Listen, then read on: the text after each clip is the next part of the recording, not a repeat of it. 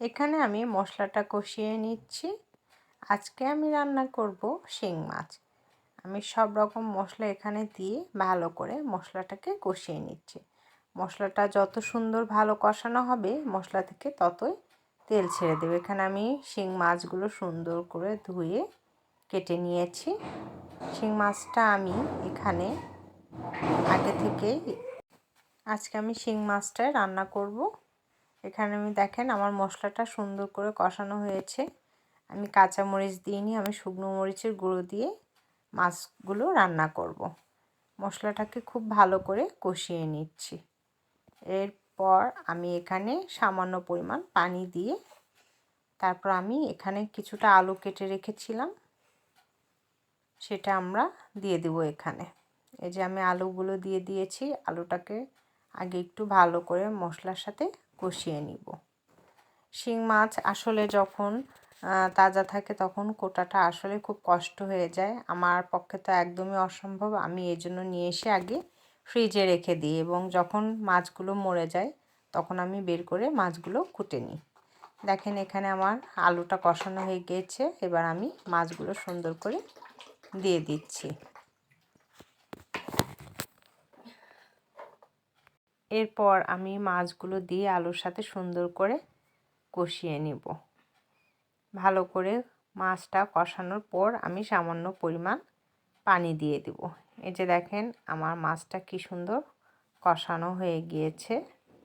আমি এটাকে ঢাকনা দিয়ে দিব। এই যে আমি ঢাকনা দিয়ে 5 থেকে 6 মিনিট পর আবার ফিরে এলাম। এবার একটু উপর নিচ করে ভালো করে এটাকে নেড়ে চেড়ে দিচ্ছি। দিয়ে এটাকে আবার আমি ঢাকনা দিয়ে কিছুক্ষণ রেখে দেব। এরপর আমি পরিমাণ মতো পানি দিয়ে দেব। আমি আবার ঢাকনাটা দিয়ে দিলাম। ফিরে এলাম 5 থেকে 10 মিনিট পর আমার কষানো হয়ে গিয়েছে। এবার আমি সামান্য পরিমাণ ঝোল দিয়ে দিব। দিয়ে এটাকে আরও 10 মিনিট ভালো করে জাল করে নেব মাঝারি আঁচে। সুন্দর একটা কালার আসছে এবং ভালো একটা ফ্লেভার আসছে এখানে। এই যে আমি পরিমাণ মতো পানি দিয়ে দিয়েছি। আমি পানির পরিমাণটা একটু বেশি দিয়েছি কারণ শিং মাছের যেহেতু ঝোল করব সেহেতু পানির পরিমাণটা একটু বেশিই থাকবে।